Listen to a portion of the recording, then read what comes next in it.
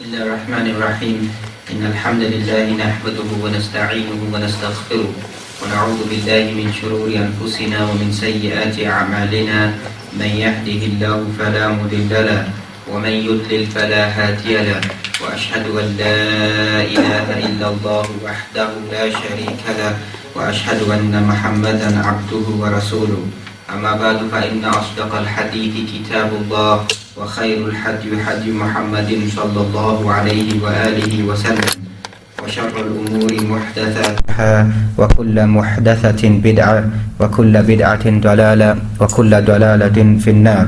السلام عليكم ورحمة الله وبركاته.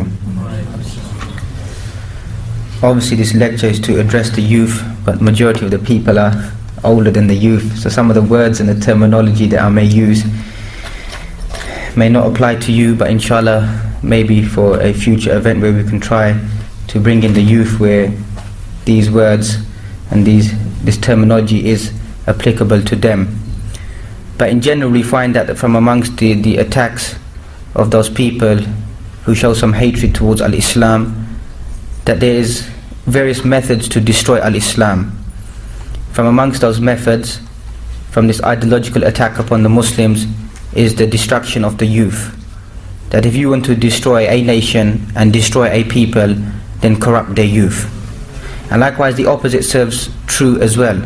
That if you want to create a nation and if you want to conquer a people and you want to progress, then work on the youth, develop the youth.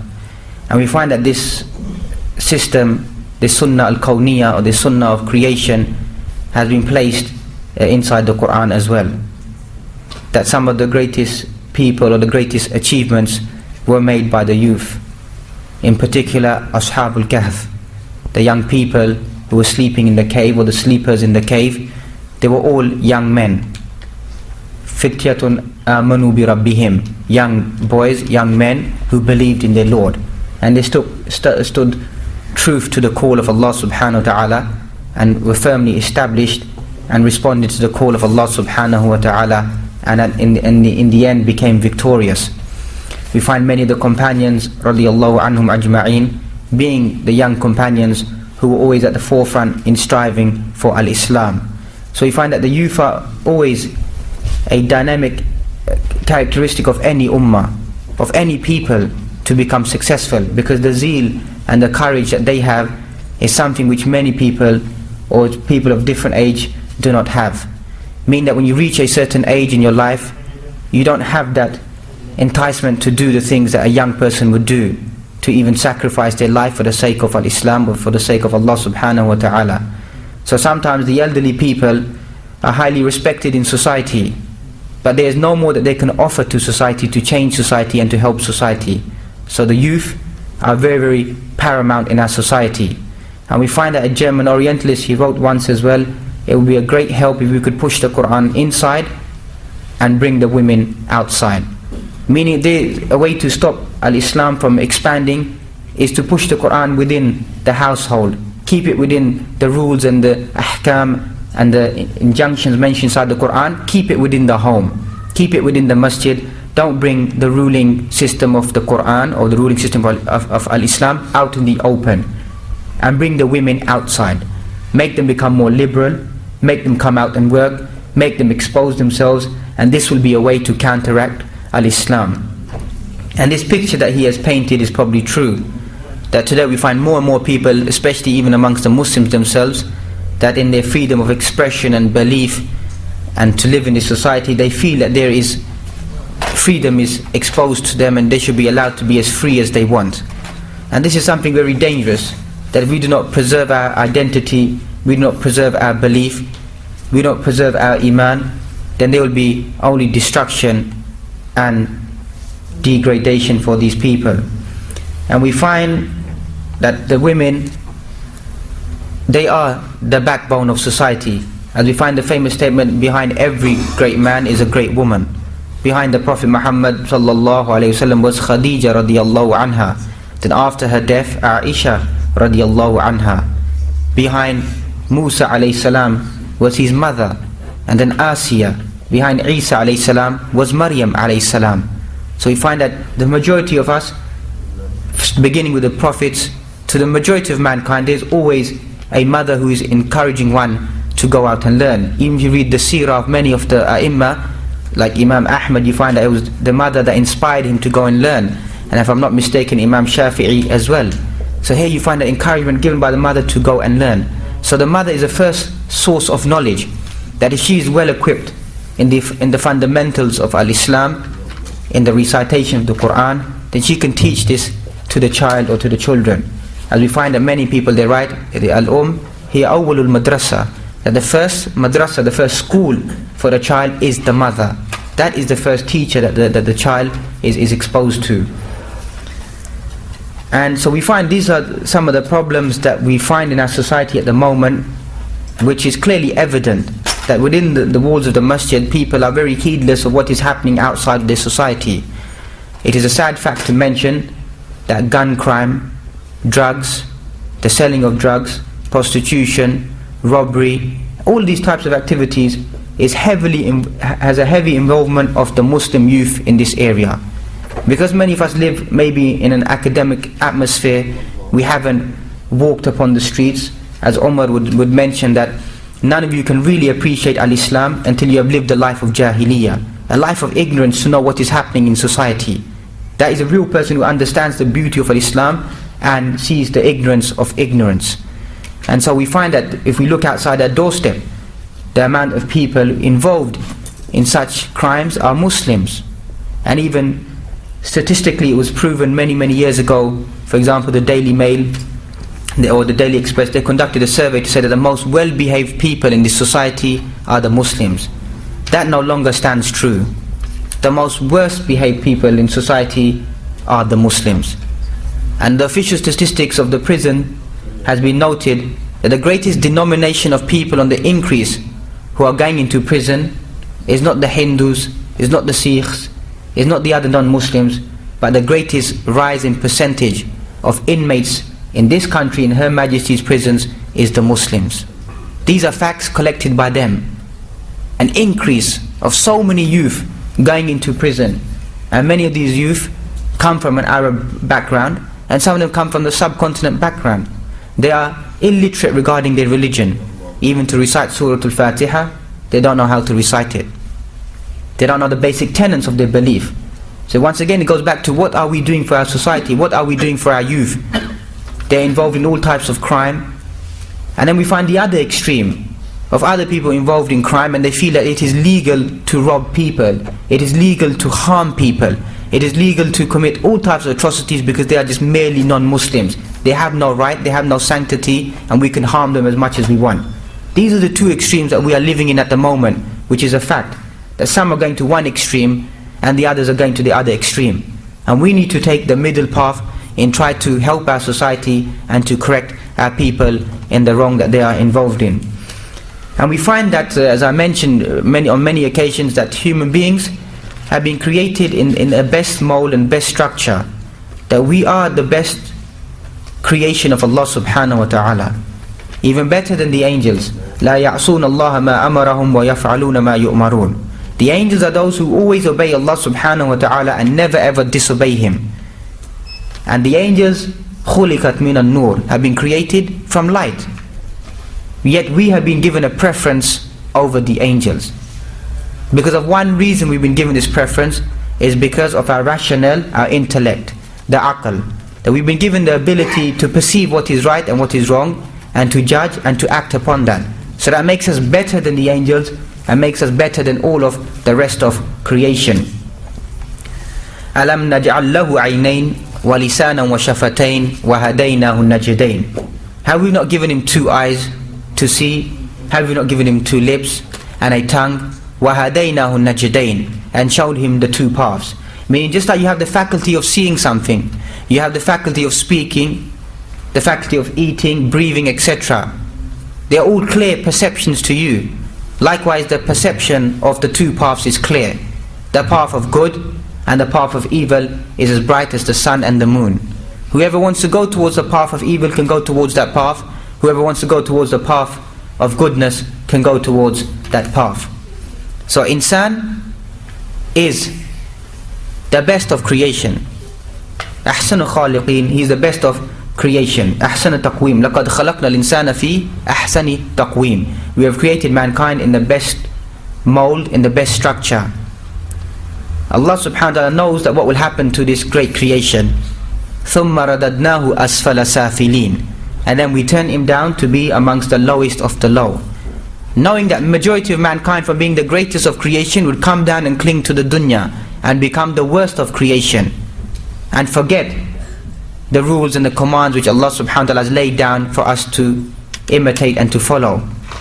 And another place in the Quran we find Allah subhanahu wa ta'ala talking about the great distinction of Bani Adam, not just Muslims but the whole of Bani Adam, the children of Adam. وَلَقَدْ كَرَّمْنَا بَنِي آدَمَ وَحَمَلْنَاهُمْ فِي الْبَرِّ وَالْبَحْرِ وَرَزَقْنَاهُمْ مِنَ الطَّيِّبَاتِ وَفَضَّلْنَاهُمْ عَلَى كَثِيرٍ مِّمَّنْ خَلَقْنَا تَفْضِيلًا. Verily we have given a great nobility and rank to the children of Adam. We have taken them through the land and through the oceans, and we have provided them with the good provision, and we have given them a preference, a marked preference over the whole of creation. This is for Bani Adam, the children of Adam. But once again we want to be asfala safilin. And we find that from amongst the problems that the Muslim youth that they face from the beginning is the problems of intoxicants. The taking of intoxicants has become a norm in society, beginning with alcohol, which is a clear taboo or clear shunning in Islam to stay away from the drinking of alcohol. Yet we find that this dunya, and it beautifies these forms of drink to allure people, to take them away from Allah subhanahu wa ta'ala and take them towards an illusion that via this drink that we will find some form of relaxation or from some form of goodness. And even if you study the advertising world and you look deep down into the logos and their slogans, and if you pay attention to them, you will begin to reflect, what are they trying to achieve? For example, when we were growing up, and some of the logos that I remember specifically about certain drinks, how they would entice people. For example, you find the drink Heineken refreshes the parts other beers cannot reach. Carlsberg, probably the best lager in the world. Castlemaine 4X, Aussies wouldn't give anything else for it. Likewise, Jamaican rum, or Malibu, the taste of paradise. These are all slogans that you find that these people, they portray in society. Alhamdulillah, I don't think I have any relationship with these type of drinks. I didn't run an off license in my life. But these are the things that just a normal person, that these slogans remain in your mind as you grow up. That this is what society is trying to taste. Was it Red Stripe, the taste of Jamaica? This is what society is trying to promote. That these logos remain in your mind. That if you want to get away from everything, then indulge yourself in such forms of activities to take yourself away. Likewise, you find that the young people involved in music, in these dance arenas that we find, where they believe that rave to the grave, live life to the maximum, do whatever you want to do. And now we find this new form of what they call gangster rap, which many Muslims, they listen to this. They feel that there is no harm in this. But the majority of crime committed in this country goes back to listening to gangster rap. Because when young people were growing up, there was no concept of killing a person with a gun. Now, just a few days ago, those of you who know, that on Lee Bridge Road, somebody was shot in his head. Somebody came into the house and shot them in the head. And the amount of times that we hear gun violence has become a norm. Because why? Because this music portrays that if you want to be a person on the street, then you need to live by the gun and die by the gun. This is the motto. And this same motto is what the youth want to portray. This is how they want to live their life. They feel this is life. That if you carry a gun with you, that you are a person standing in society, that you can defend yourself. And this is something that we need to wake up and realize. We are living in such a society that Muslim youth are involved in such activities. Whether we want to accept it or we don't, the majority of Muslim youth in this area are in such type of crime and behavior. As for the believer, or the one trying to be a mu'min, then Allah subhanahu wa ta'ala gives him the perception, or her the perception, to see through all of these falsehoods. Because Allah subhanahu wa ta'ala stated in the Quran, قُلْ لَا يَسْتَوِي الْخَبِيثُ وَلَا الطَّيِّبُ, that say that the bad and the good, قُلْ لَا يَسْتَوِي الْخَبِيثُ وَالطَّيِّبُ وَلَوْ أَعْجَبَكَ كَثْرَةُ الْخَبِيثِ فَاتَّقُوا اللَّهَ يَا أُولُو الْأَلْبَابِ, that the good and the bad will never ever be the same. وَلَوْ أَعْجَبَكَ كَثْرَةُ الْخَبِيثِ, even though the evil may seem good to you, it may attract so many people. As for the mu'min, he sees through the perception that Allah subhanahu wa ta'ala has given to him, and he recognizes that this is something which is evil. فَاتَّقُوا اللَّهَ يَا أُولُو الْأَلْبَابِ, and fear Allah, O men of understanding. And this is something that we find continuously in the Quran. The use of tafkir, the use of tadabbur, the use of thinking, and using one's intellect. Do not ponder over the verses of the Quran. Do not ponder over the creation of the heavens and the earth. Do not ponder over the creation of the camel, the raising of the mountains, the oceans. It's all ayat for people to ponder over and to reflect upon. This is a simple message of the Quran, to continuously ponder over everything, to come back to one thing. أَنَّ اللَّهَ وَاحِدٌ, that Allah subhanahu wa ta'ala is one, and one has to serve Allah subhanahu wa ta'ala. And we find that all these types of crimes, they take one away from Allah subhanahu wa ta'ala. But in the morning, whether it be the taking of alcohol, etc., in the morning the problems still remain there. You have not got closer to your paradise that you feel that you are getting closer to. You are still going further and further away from the final goal of Jannatul Firdaus, ila an-nar, towards the fire. And we find that Allah subhanahu wa ta'ala has created freedom in the human being to take what he wants to take and to leave what he wants to leave. And this freedom is limited, that a person is free within the hudud, within the limits set by Allah subhanahu wa ta'ala, and he does not go beyond the bounds. As for the concept of freedom preached by the West, it has no bounds and no limitations. You go to whatever extent that you want, continuously following your lusts and your desires, till even animalistic behavior is acceptable in society. And this is a fact that these people that they believe in, that their sexual pleasures could not be any control via women, that they have to turn to young children, and that's what they are characterized in society as any pedophilic behavior, and then from there it stems into animals. So here you find that when society is not limited in its behavior, they like to mock at us that you believe in the concept of 4 women. Yes, we do believe in that concept, but it has been a freedom or a barrier has been placed there, that we live within these limits. As for these people, they break all limits and all hudud, all limitations, and they open themselves to whatever they want to do. And we find, as for the believer, there may be sometimes that some things may be difficult for the believer to carry out or to do, but there is some goodness in them. And sometimes an action may be despicable or be something very difficult to do, but there is some goodness inside there. As Allah subhanahu wa ta'ala has mentioned, وَعَسَىٰ أَن تَكْرَهُ شَيْئًا وَهُوَ خَيْرٌ لَكُمْ, perhaps you despise a thing and it is good for you. وَعَسَىٰ أَن تُحِبُّوا شَيْئًا وَهُوَ شَرٌ لَكُمْ, and perhaps you love something, aspire to something, and it is bad for you. وَاللَّهُ يَعْلَمُ وَأَنْتُمْ لَا تَعْلَمُونَ, Allah subhanahu wa ta'ala knows and you do not know. So the getting up in the morning of reading Salatul Fajr in the masjid may be something hard, may be something difficult, but there is some goodness in it for the human being. To stand towards the end of the day in Salatul Isha, to give some of your wealth in the way of Allah subhanahu wa ta'ala, to give your own soul in the way of Allah subhanahu wa ta'ala, maybe seems like something difficult, but there is some goodness inside that we do not understand. And there may be some good things that we may be aspiring towards, the dunya and the amassment of wealth, but there is clearly some loss in that struggle for the dunya. And that's why we find that coming to the concept of al-khamr, that this problem is not just a problem of the Muslim ummah, the Muslim youth today. This is a problem that was evident well before Islam and even towards the beginning of al-Islam.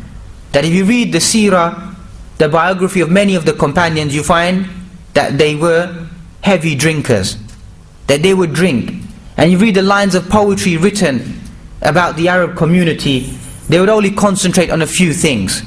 One will be the excessive amount of liquor that they drink. Secondly, the horses or the beasts that they ride. And thirdly, the women that they entertain themselves with. If you read classical poetry, this is the only three parables that you find in their poetry. The amount that they drink, the women that they entertain with, and the riding beast that they ride upon. This was basically their society. If we take that, what happened many 1400 and so years ago, and bring that today, nothing has changed. The majority of mankind's discussion is about intoxications, about women, and the fast car or the fast ride that they have. Nothing's really changed. The same fitna that was there at that time is the same fitna that is here today. So when people feel that, look, we are living in a time of fitna, there is too much fitna. They had fitna as well. The same temptations that we are facing was the temptations that they were facing. Yes, there may have been a slight change of parable and environment, but the temptations were basically the same. So we find that the companions asked, يَسْأَلُونَكَ عَنِ الْخَمْرِ وَالْمَيْسِرِ. They asked you about drinking and gambling. So this was a question posed to the Prophet Muhammad sallallahu alayhi wasallam. قُلْ فِيهِمَا إِثْمٌ كَبِيرٌ. Say, verily there's a big sin in both of them, in the taking of intoxicants and in gambling. وَمَنَافِعُ لِلنَّاسِ. And there's some benefit for mankind. وَإِثْمُهُمَا أَكْبَرُ مِنْ نَفْعِهِمَا. But the sin is greater than the benefit that is within them. And some people, they write that the benefit is, for example, brandy on a cold day, which even medically has been proven, if you drink a small sip of brandy, will be good for you and your health. However, Islam rejects all of these statements. That the small amount of benefit that there could be in intoxicants here could be in the use of medicine purposes. Medicinal purposes, there could be some usage of alcohol to protect and to preserve. Not the way that these people, they like to understand it. And that's why we find that many people, they don't understand the Sharia, so they begin to open the doors, and they feel that Islam here is talking about drinking large mass amount of liquor. Islam has laid down principles. مَا أَسْكَرَ قَلِيلُهُ فَكَثِيرُهُ حَرَامٌ. Whatever intoxicates in large amounts, then in small amounts it is forbidden. It does not make one difference whether you drink one sip or a large barrel of alcohol. Kullu haram. It is all forbidden. This is legislation. This is a principle in the Sharia. It doesn't make no difference, because many youth, they feel, look, I don't really get drunk when I drink. I only take a few amounts, or I only add it to my orange juice when I'm in university or whilst I'm sitting with friends. So we can't really classify that as alcohol, because I'm not really drunk. Because khamr means to maghab al-aql, what makes you lose your intellect, what gets you drunk. So I don't really fall into that clause, trying to find a niche for themselves, trying to find a way out for themselves, that I don't really fall into that category. However, we find that Islam has laid down clear injunctions. The person who compresses the grapes, the person who delivers, the person who serves, the person who sits on the table, they are all cursed. This is how harsh Islam is towards liquor and alcohol. So that is a clear warning to the adults in our society who run their off licenses, who run their fully licensed restaurants, selling halal food and then serving liquor, stating, look, we don't drink it, but we just serve it. It is haram. It is haram. Irrespective of what evidence you bring, the hadith is clear in Sahih Muslim that 7 categories of people are cursed. The one who brings it to the table is cursed. The one who sits on the table is cursed. The one who compresses the grapes is cursed. The one who delivers it is cursed. So what doors do you have to open to say, we don't drink it, but we just serve it? And the majority of Muslim businesses thrive on serving drinks to the non-Muslims and to the Muslims. So how can we change society? And many of these people work in the masjid. Many of these people have influential roles in the masjid. Many of these people even control the masjid. Yet they run businesses like this. Do they not fear Allah subhanahu wa ta'ala? Because this is the real misunderstanding of the deen of Allah subhanahu wa ta'ala. Faslu dini anid dawla.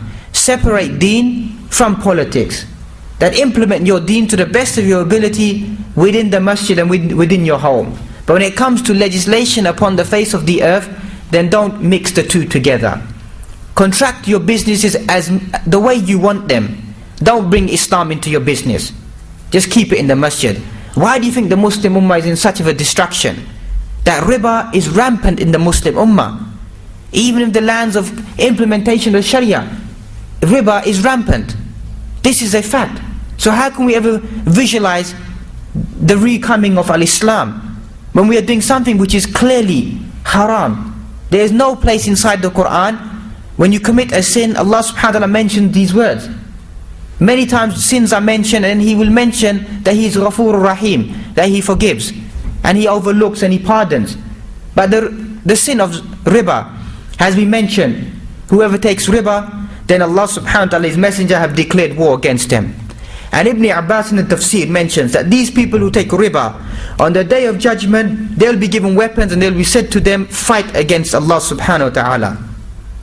And obviously we cannot even imagine that a person would stand up and try to challenge Allah subhanahu wa ta'ala and the Prophet Muhammad sallallahu alayhi wa sallam. So we know that in the Quran, clearly in Surah Al-Baqarah, فَأْذَنُوا بِحَرْبٍ مِّنَ اللَّهِ وَرَسُولِهِ, that know that war has been declared by Allah and His messenger for those people who have taken usury or taken interest. But yet we find society trying to legalize these things. Muslim clerics trying to legalize it, trying to find a way, an opening to legalize it in society. And Muslim nations legalizing it upon their countries to allow people to indulge in such actions.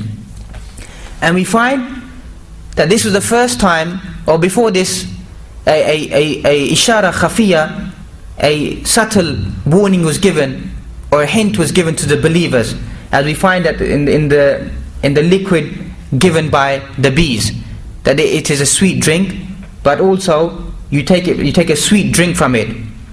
And the word here is used, yani sakara, and sakara is yani also one of the meanings it comes to lead you into intoxication. Here it means something sweet. So here many of the ulama of tafsir, they write that this is the first ishara talking about alcohol, that you gain a sweet drink from it, and then the door is closed. Then the second time the injunction comes about alcohol is this verse I mentioned, يَسْأَلُونَكَ عَنِ الْخَمْرِ وَالْمَيْسِرِ, they ask you about drinking and gambling. This is the second stage talking about alcohol. The third stage now that comes, يَا أَيُّهَا الَّذِينَ آمَنُوا لَا تَقْرَبُوا الصَّلَاةَ وَأَنْتُمْ سُكَارَى, O you who believe, don't come to prayer whilst you in a state of drunkenness, حَتَّى تَعْلَمُوا مَا تَقُولُونَ, until you know what you are saying. So here the companions, some of them would come to prayer in a state of drunkenness and would not know what they are saying. So now Allah subhanahu wa ta'ala is saying, يَا أَيُّهَا الَّذِينَ آمَنُوا لَا تَقْرَبُوا الصَّلَاةَ وَأَنْتُمْ سُكَارَى, O you who believe, don't come close to drinking, close to salah whilst in a state of intoxication. And look how some people misunderstand this verse. Some new Muslims, they took this verse and they would take drink after Isha, and then they would become sober in the morning by Fajr. They would pray Fajr and then continuously drink again after Fajr, saying that Allah in the Quran says don't come to Salah whilst in a state of drunkenness, but we're allowed to drink at any other stage. This is a lack of understanding of the Sharia, because then comes the fourth and the final verse about alcohol. So now you can see that society is ready to accept the hukum, and everybody is ready, waiting for the final revelation to give it up. As Aisha radiallahu anha, she narrates that if straight away, fi daf'a wahida, straight away it was to be revealed to the companions, do not drink, then nobody would have given up drinking. But because of this tadarruj in teaching the companions, that finally when the verse came, then they were ready to abandon it. And the final verse comes in Surah Al-Ma'idah, the 5th chapter, verses number 90 and 91. يَا أَيُّهَا الَّذِينَ آمَنُوا إِنَّمَا الْخَمْرُ وَالْمَيْسِرُ وَالْأَنْصَابُ وَالْأَزْلَامُ رِجْسٌ مِّنْ عَمَلِ الشَّيْطَانِ فَاجْتَنِبُوهُ لَعَلَّكُمْ تُفْلِحُونَ إِنَّمَا يُرِيدُ الشَّيْطَانُ أَنْ يُوقِعَ بَيْنَكُمُ الْعَدَاوَةَ وَالْبَغْضَاءَ فِي الْخَمْرِ وَالْمَيْسِرِ وَيَصُدُّكُمْ عَنْ ذِكْرِ اللَّهِ وَعَنِ الصَّلَاةِ فَهَلْ أَنْتُمْ مُنْتَهُونَ. O you who believe, إِنَّمَا الْخَمْرُ وَالْمَيْسِرُ, verily in drinking alcohol and in gambling and in the slaughtering upon the divine stones and the throwing of the divine arrows, rijsum min amali shaitan, is from the filthy and the handiwork of shaitan. فَاجْتَنِبُوهُ لَعَلَّكُمْ تُفْلِحُونَ, abstain from it if you want to be successful. Verily shaitan only wants to create enmity and hatred between you in the use of alcohol and the use of gambling, and also to take you away from the dhikr of Allah, and then to take you away from as-salah. فَهَلْ أَنْتُمْ مُنْتَهُونَ. This is the most clearest verse talking about gambling and talking about the taking of intoxicants. After this, alcohol has become haram on this ummah.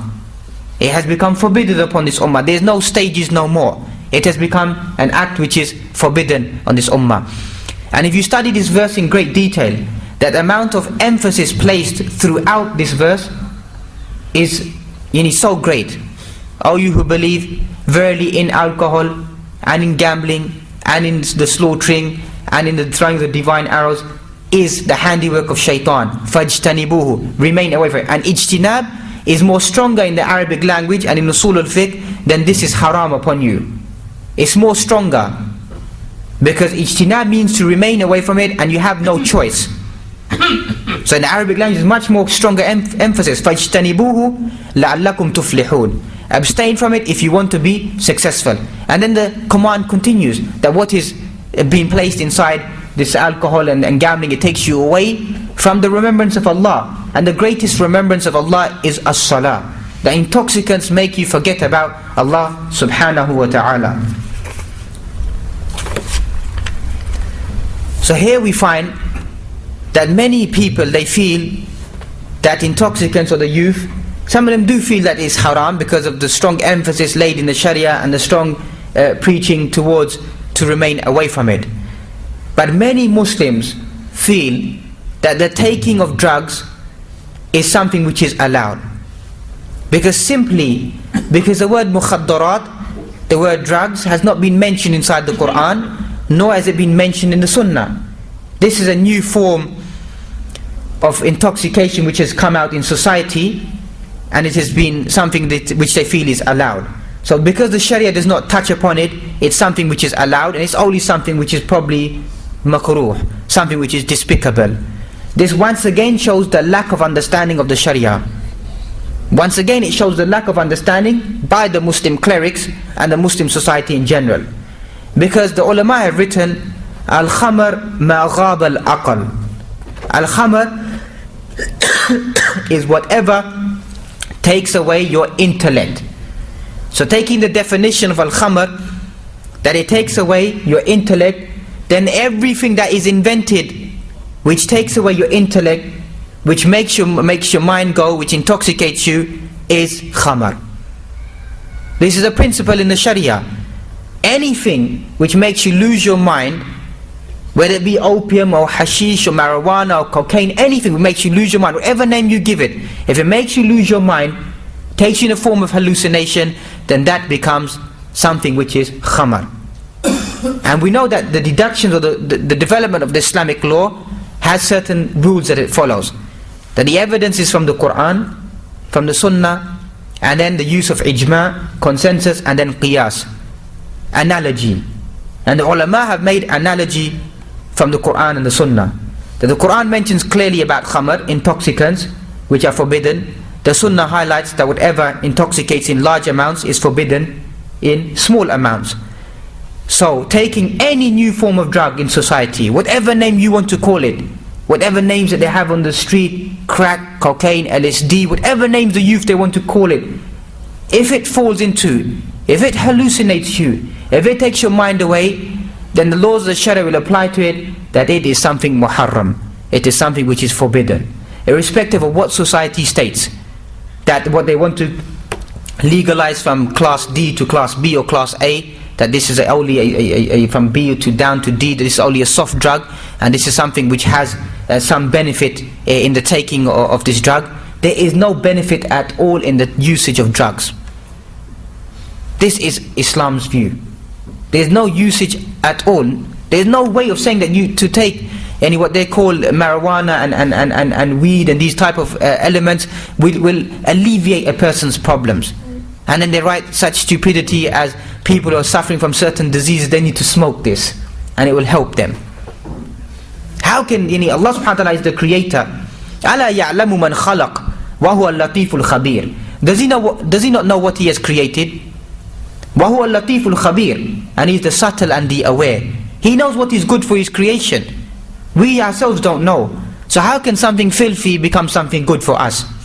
Something which is muharram, something which is evil, all of a sudden become good for mankind. And then we find that people like to state that, well, we're still better than those people who live in Muslim countries and do these actions.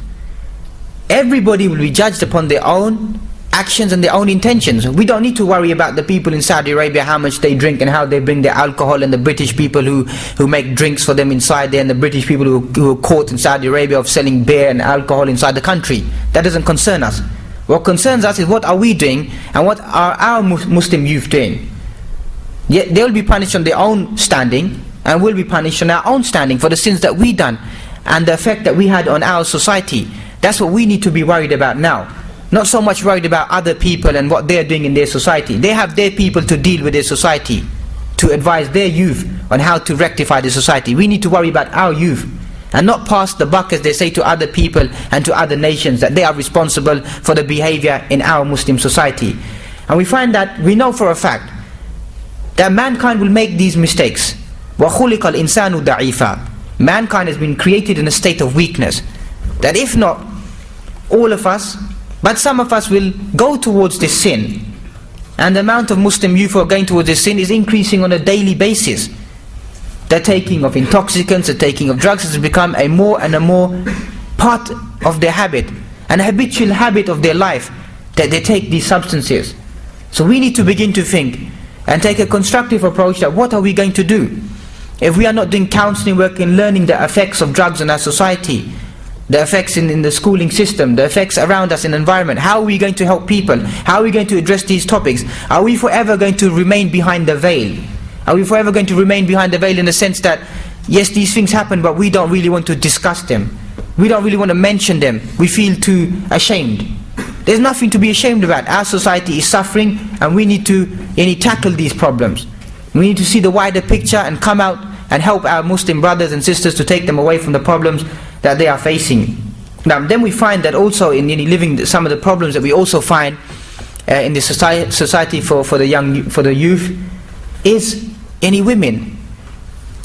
Because this is something which has been prophesied by the Prophet Muhammad sallallahu alaihi wasallam, that every type of fitna has been taken away. Or فَإِنَّ أَوَّلَ فِتْنَةَ فِي بَنِي إِسْرَائِيل, that the first fitna, the first affliction that struck Bani Israel was an-nisa.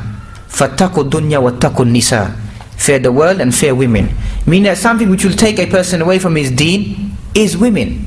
Because this is a natural fitrah, a love for women has been placed inside mankind.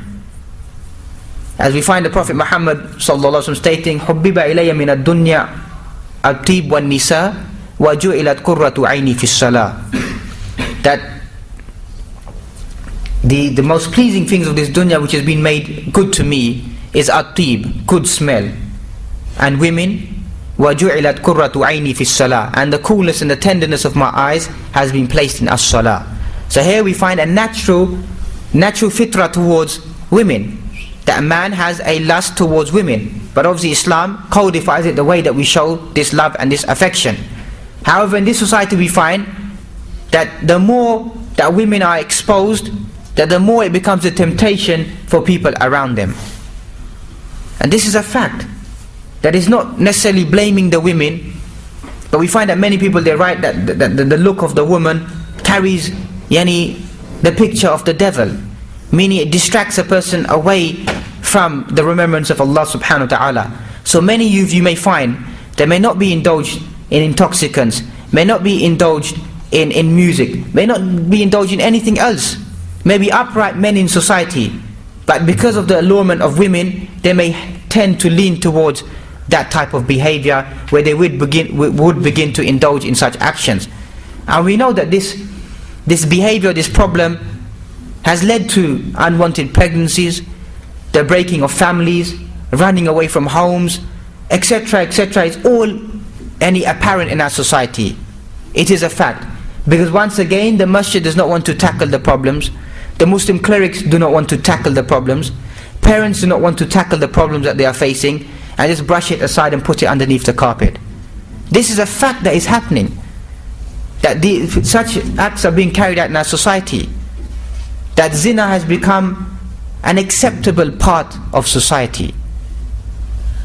And any nation that feels that abominable actions can become a part of society, and that society is going towards its own destruction. That if we no longer feel sin is a sin, we no longer feel some feeling in our heart that someone tells you that, look, I'm seeing some girl, or the girl tells you I'm seeing some boy, you feel nothing in your heart. then one should question their iman. That how have I come so receptive to filth? How have I become so receptive to it? There should be an ill feeling in one's heart that this is against normality. This is against normality. This is not the way Allah subhanahu wa ta'ala has created human beings, to show their sexual lust and their desires in a manner like this outside the form of wedlock. So people need to once again to address the problems of the Muslim youth. Open the doors of marriage, of counseling, of aiding them to become righteous people in society. And we find also from amongst the problems that the Muslim youth that they face is friendship. There are people that they keep company with. And this is something which goes back to the parents as well and society. To watch and to be careful of who they are friends with. Because we find in the hadith of the Prophet Muhammad sallallahu alaihi wasallam, Al-maru ala dini khalilihi. A person is upon the faith or the belief of their friend. And Khalil is an intimate friend, a very close friend. Because you find various levels of friendship. But Khalil, وَاتَّخَذَ اللَّهُ إِبْرَاهِيمَ خَلِيلًا. Allah subhanahu wa ta'ala took Ibrahim as a Khalil, intimate friend. And only two prophets have been taken as intimate friends by Allah subhanahu wa ta'ala, and that is Ibrahim alayhi salam and the Prophet Muhammad sallallahu alayhi wasallam.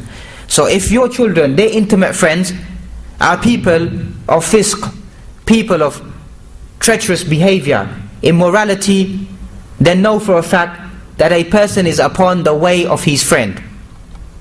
فَلْيَنْظُرْ أَحَدُكُمْ عَلَى مَنْ يُخَالِلْ. Let one of you look at whom he takes as his close intimate friend. And we find a very famous hadith as well, giving the example of friendship, that if you go to the perfume seller, the one who sells musk, if you don't buy the perfume from him, but just stand there next to him, one thing will happen to you, is a good smell will come upon your clothing or upon your body. And likewise the person who is the ironsmith or the blacksmith, that if you just stand there, that some of the heat, the fire, the smoke, the sweat will come upon your garments and give you that stench. That is the example of friendship. That even if you don't do all of the actions that the perfume seller does, but just by standing there with him, some effect will rub upon you. And just by standing by a person who is evil and treacherous, even though you may not indulge in the action, but some of that evilness will rub off upon you. Eventually time will come and it will come upon you. So this is the example as we find in the hadith of good friendship. Ya waylata laytani lam attakhid fulalan khalila. Destruction be upon me, that why did I take so and so as a khalil, as an intimate friend? Laqad adallani an adh-dhikri ba'da idh ja'ani. This person took me away from the dhikr after it came to me. So how many people, young people, are upon righteousness in the beginning, and then because we do not monitor who they are making suhbah with, who they are having companionship with, that they begin to fall off the track, and it's easy for them to turn towards the path of evil. And we find that this society promotes to take as many of the Muslim youth, as I mentioned in the beginning, away from the path of Allah subhanahu wa ta'ala. They have acknowledged the most uprighteous people, the most truthful people, the most honest people, the most people holding the best dignity is the Muslims.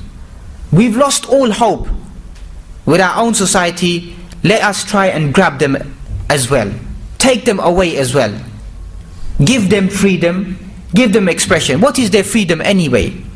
Their freedom is to expose women. Their freedom is to oppress. They are the ones that oppress women. Like I mentioned, you study the media and you study the way that they portray a woman, they are the real oppressors of women. Islam does not oppress women at all. Islam gives the rights to women that are due to them. So they are the real oppressors, and they want to tell us what is freedom, what is expression, what is freedom of speech.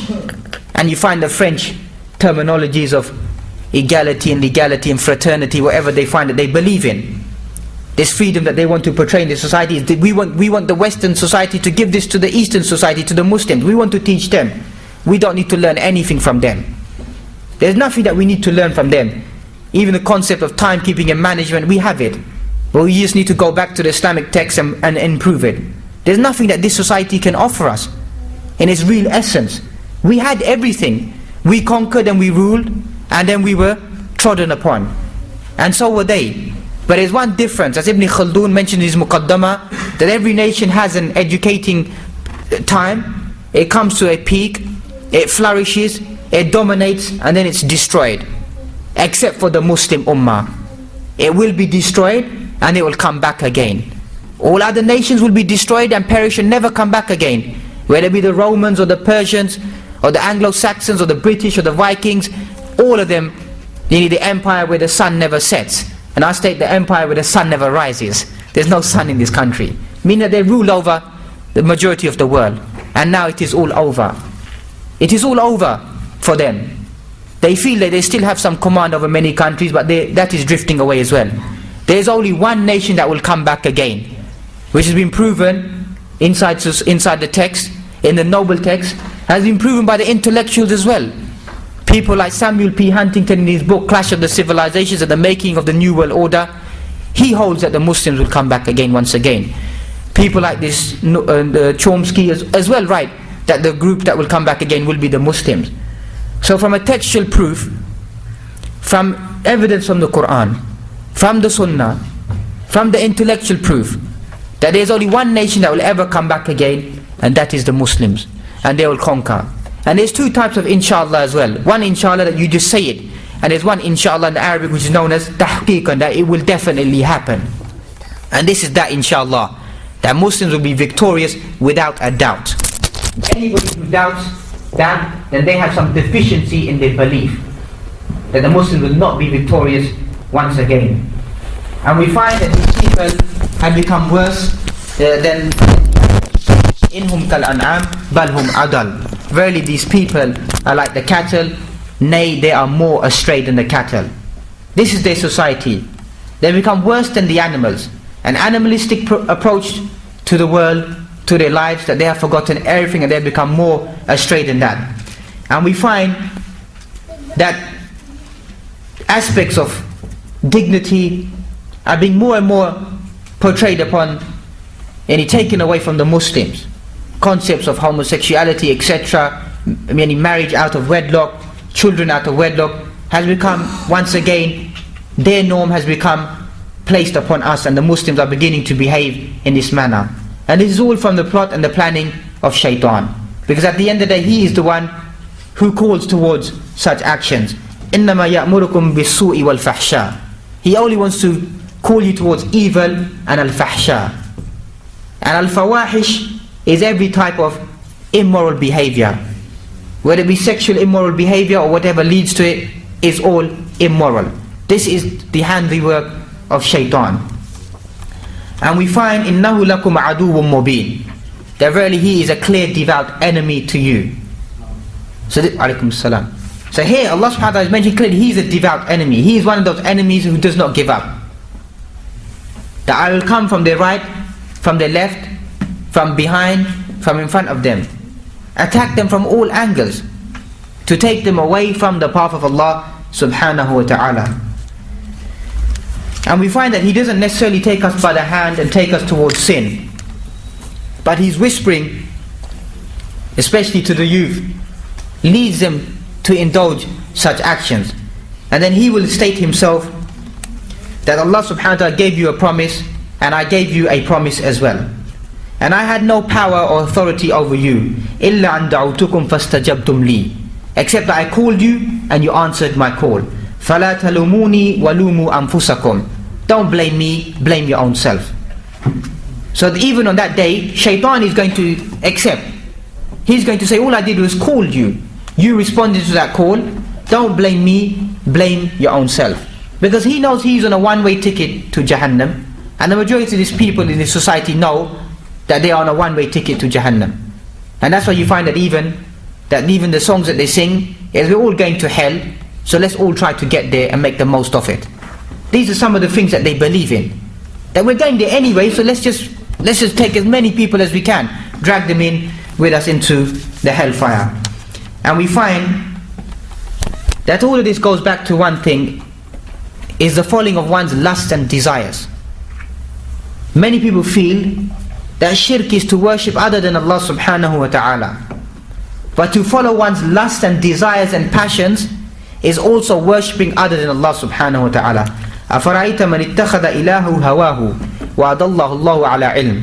Have you not seen the person who takes his hawa, his lusts as his desires, as a deity other than Allah subhanahu wa ta'ala?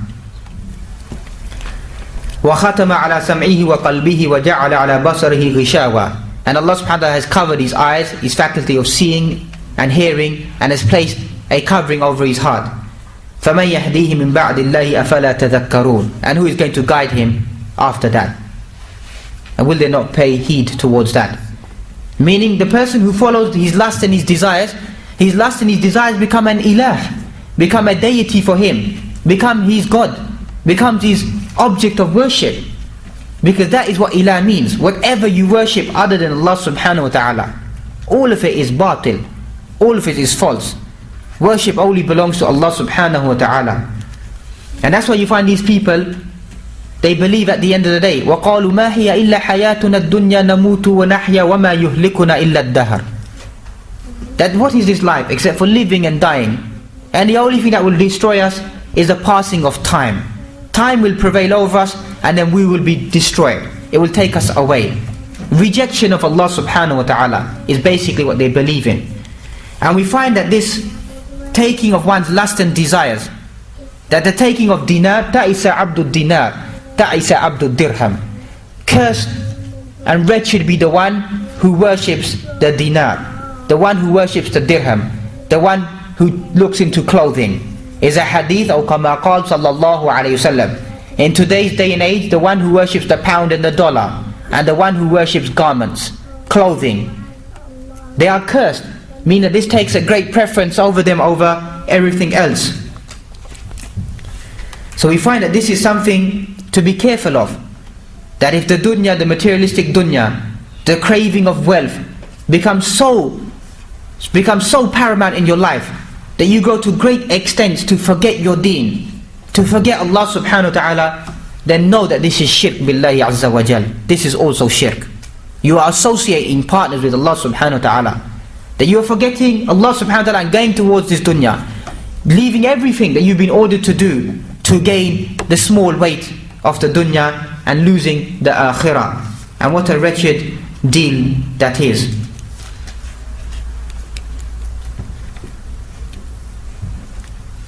Now, and then we find that in conclusion that these are some of the problems, aspirations that we find, aspirations of the youth, leaning towards alcohol and intoxicants, leading towards women, leading towards materialistic gain, forgetting the goal of the akhirah. And from there we find problems in our society which we are clearly evident of, a lack of education. That the majority of the Muslim youth have no real education at all. Whether it be basic education, attendance of school from the beginning to the end, leaving further education, and just living on the streets and what they believe in fending for themselves, is something, a fact that the Muslims are suffering from once again. It's something that the masjid needs to play a great role in. People who have skills in education, in teaching people who have skills in helping others, that they should come forth and help the Muslim youth, take them out of their problems. Yes, they have made their problems, they have caused problems, but the better person or the better man is the one who stands up and helps his society. That is the better understanding that we can do. That we should not feel that we should just leave our Muslims to suffer, leave our Muslim brothers and sisters to suffer, and this is a grave that they have dug themselves. No, we should put our hand out and try to aid them and help them. That is the better man, and that is the person who gains the more reward with Allah subhanahu wa ta'ala. The one who has affection and love for his fellow brothers and sisters and wants to aid them and guide them to the way of Allah subhanahu wa ta'ala. And with that I bring this few words to a close. And whatever good I've said is from the blessing of Allah subhanahu wa ta'ala, and whatever incorrect I've said is from my own self and from shaitan. Subhanakallahumma wa bihamdik, nashhadu an la ilaha illa ant, nastaghfiruka wa natubu ilayk.